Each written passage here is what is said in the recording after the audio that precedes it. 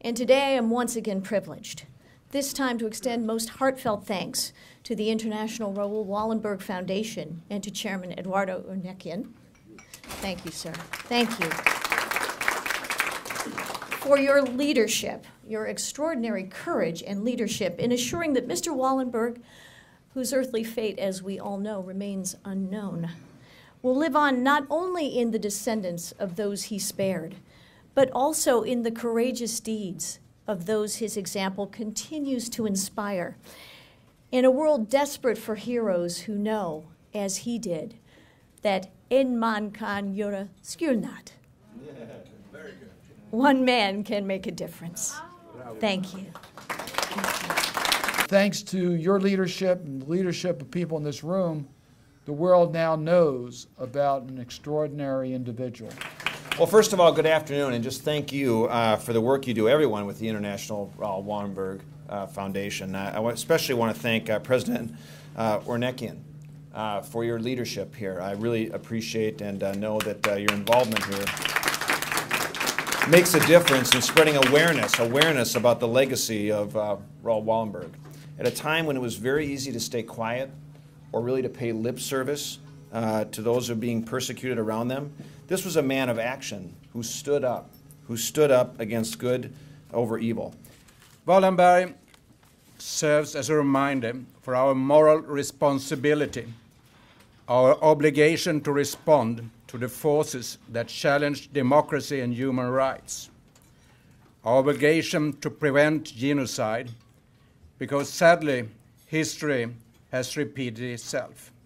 This is a painting that was painted by the same person who was a spy who caught Adolf Eichmann. And he gave it as a present to Baruch Tenembaum in Argentina after he caught Eichmann.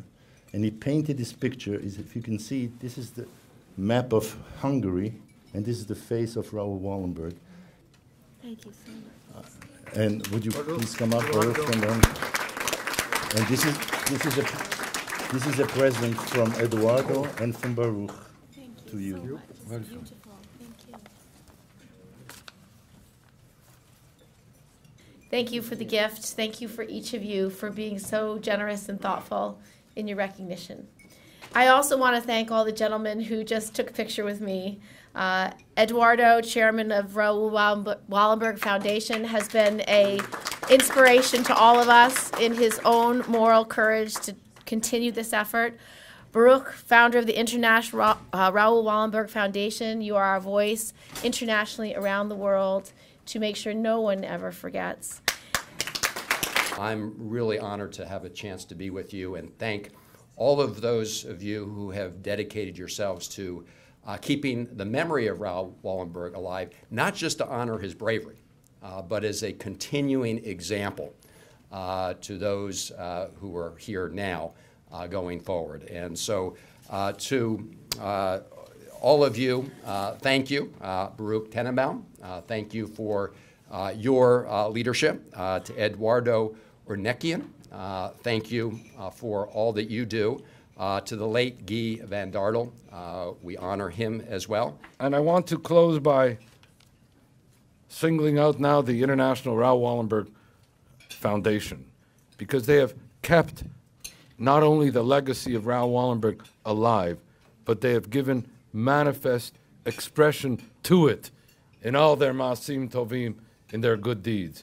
And to recognize the extraordinary leadership of you, Eduardo, all over the years, in Argentina, in the United States, in Canada, internationally, your extraordinary leadership in not only keeping the legacy alive, but together with Baruch, giving expression to it.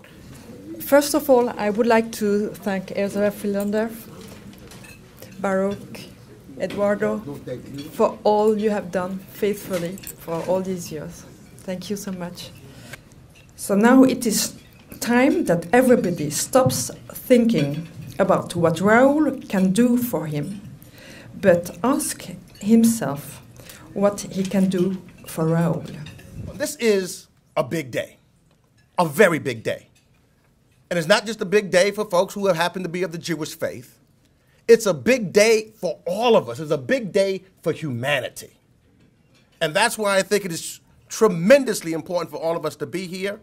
And I bring huge congratulations to Mr. Baruch Tenembaum, the founder of the International Raoul Wallenberg Foundation, and Mr. Eduardo Onikian, the president and chairman of the International Raoul Wallenberg Foundation. The gold medal ceremony taking place this afternoon would not be possible at all without your focus, your dedication, and making sure that's making this happening with my good friend and the Freelander Group. I thank you for bringing this to all of our attention. And the people we honor today, whose lives have been given not only to this foundation, but also to this cause, Baruch Tenembaum, Eduardo Urikian, and Guy von Dartel, are so important to all of us, regardless of religion, regardless of nationality, and regardless of the experience, our life experience, because what you teach us every day through what you do is the importance of caring and courage and the strength that you bring to this continuing endeavor. I want to thank all of you for the honor of being with you today and for your dedication to this cause. Thank you very much. I commend the International Raoul Wallenberg Foundation for nearly 50 years of service in keeping the legacy of Mr. Wallenberg alive. And in particular, I thank Eduardo Urikian for his tireless commitment to Raoul and the Wallenberg family. And it is an honor for me to be here with each of you to say thank you for standing up, commending his service. It is an honor to join my colleague Dick Blumenthal, to join the members of Congress, to join each of you. And it is a particular honor that I have been asked to present an award to Eduardo Urikian for his service to the foundation.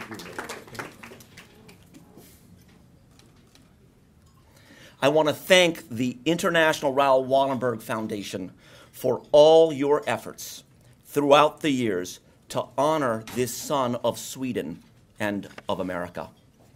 Wallenberg was a diplomat who chose not to be indifferent and to rise to a higher moral calling. The United States Mint worked closely with the Wallenberg Centennial Celebration Commission to design the medal, and the best part of the medal, in my opinion, are the inscriptions. They speak to his work and his passion. The obverse carries a portrait of Raoul Wallenberg with the inscriptions, Raoul Wallenberg, Act of Congress 2012, and Hero of Heroes. The reverse depicts Wallenberg's view as he extends a Schutzpass and a background view of those he could not reach being boarded on a train bound for a concentration camp. Inscriptions are, he lives on forever through those he saved, and one person can make a difference. I also want to recognize Baruch Tenembaum, founder of the International Raoul Wallenberg Foundation, and Eduardo Urikian, president and chairman of the International Raoul Wallenberg Foundation, for their continuous dedication to protect and honor the memory of Raoul Wallenberg. I also applaud the hard work that the International Raoul Wallenberg Foundation has done to always remember those individuals who risked their lives for others.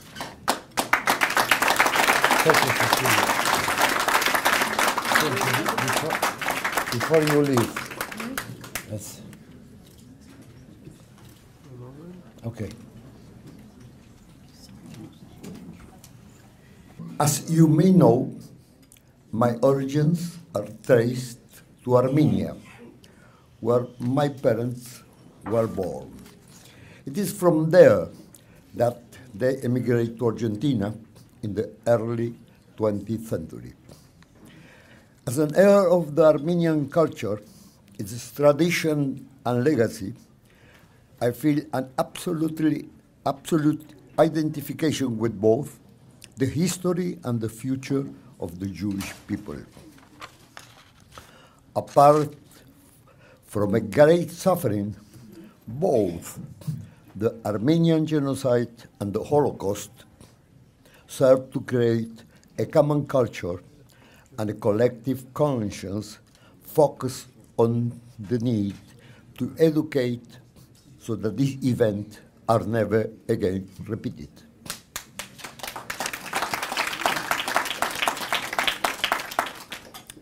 As a chairman of the Wallenberg Foundation, I have been blessed with the channel to communicate our message of solidarity through education and public awareness programs. We must never forget the past, but at the same time, we must look to the future responsibly with an eye on our future generation. Peace is the result of proactive justice and solidarity. It does not simply materialize, it is built and defended. Raoul Wallenberg was a man of privilege and social stature who refused to allow himself to be contained by his circumstances. Instead, he was determined to go beyond what was expected of him. He was determined to make a difference. Let me finish with the remark shared by President Ronald Reagan at the 40th anniversary of Wallenberg's disappearance. In the depth of the horror of the World War II, Raoul Wallenberg was a shining light of inspiration, upholding the honor of the human race. In the name of the International Raoul Wallenberg Foundation, please allow me to state that we are truly pleased to see this great man presented with the Congressional Gold Medal. I extend a warm thank you to the men and the women of both the United States Senate and the House of Representatives, and I look forward to see every one of you this afternoon in the ceremony. Thank you very much.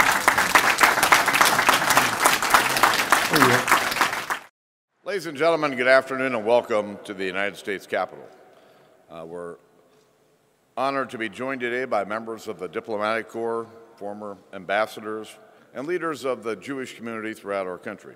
In 1944, Raoul Wallenberg did something many of us have had to do. Told his mother he wouldn't be home for Christmas or home for the holidays. "I must send you my best wishes for Christmas by this means," he wrote. "I hope the peace so longed for is not so far away." By the time he sent that letter, Wallenberg had saved more lives than we can count. In America's history, only 7 individuals have been made honorary citizens. The first was Churchill. Wallenberg was the second. To this honor, we added the Congressional Gold Medal. This medal is a tribute to a citizen of the world, but it is really more than that. It's a commitment to honor his family and his memory, and to tell his story, and to always seek the truth. It was through entities like the International Raoul Wallenberg Foundation, the American Jewish Joint Distribution Committee, and other institutions and individuals that I became aware of the courage, resourcefulness, and sterling deeds of this great man. The more I learned about Raoul Wallenberg, the more I was convinced that Congress needed to acknowledge his legacy in an enduring way. During World War II, Raoul Wallenberg chose to leave his life of ease in Sweden for a diplomatic assignment in Hungary, which was then an ally of Nazi Germany.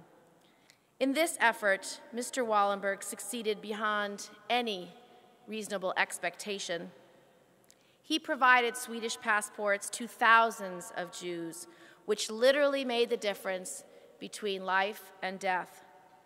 In the midst of the black storm, so chokingly dense, came a breeze of cleanest air to a spark of brightest sense. A flame gave light so that lies would stand bare, and no one could crawl behind words like there was some trapped and ensnared. this solitary man amongst us, now with glory to his name, became our gleam of hope in a world of guilt and shame. Like a cliff in churning waters, he stood firm to lead the way, so that no one could astray or from truth go far away.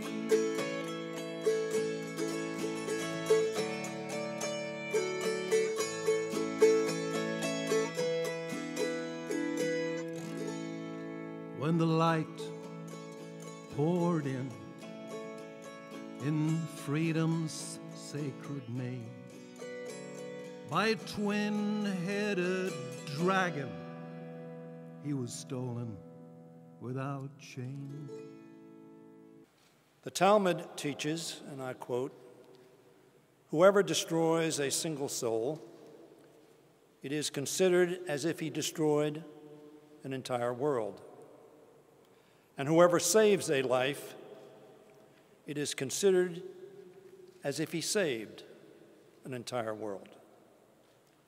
Raoul Wallenberg saved 100,000 worlds, and the descendants of those whose lives were spared because of his courage and conviction number like the stars.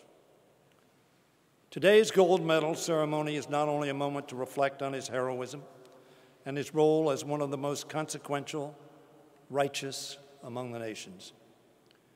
It is also an opportunity for all of us here to remember the lesson he taught us all through his example. A lesson as applicable today as it was amid the horrors of the Second World War and the Holocaust. And that lesson is for us never to be indifferent, never to be a bystander in the face of injustice, never to say someone else will do the right thing. As we look around this wonderful rotunda, we're gathered quite literally in the Hall of Heroes. Surrounding us, all around us, are the statues and busts of great men and great women. But I'm confident, even in the company of such iconic figures, the heroism of a young Swedish diplomat, Raoul Wallenberg, is remarkable. And unlike some of the heroes enshrined here in the rotunda, Wallenberg's heroism was not facilitated with weapons or physical power. Instead, Raoul Wallenberg's heroism was born of his audacity and his courage. Not his physical courage, but his moral courage. Ladies and gentlemen, the presentation of the Congressional Gold Medal.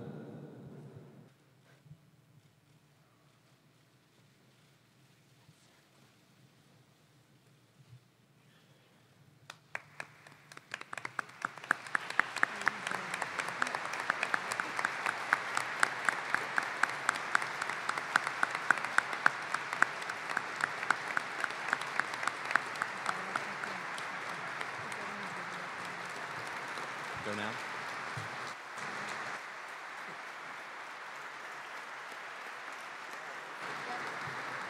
Ladies and gentlemen, Miss Nina Lagergren.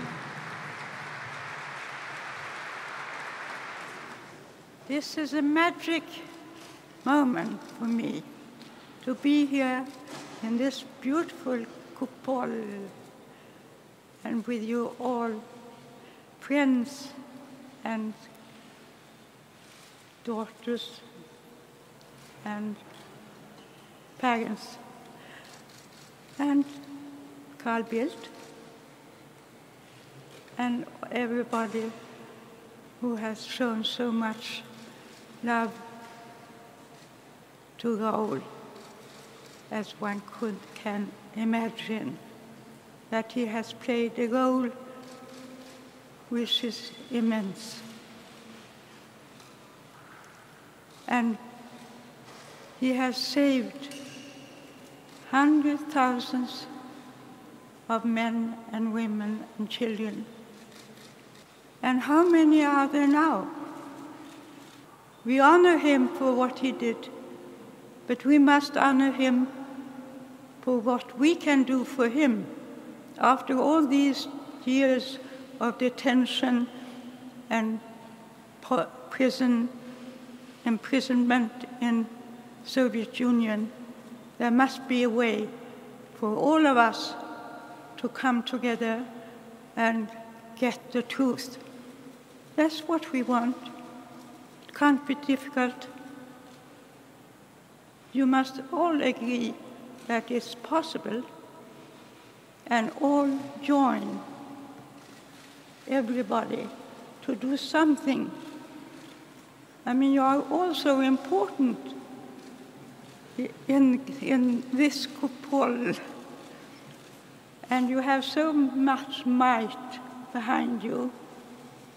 Please, we have lived with this for so many years and know what Raoul has suffered, but at least we could get the truth. Thank you very much.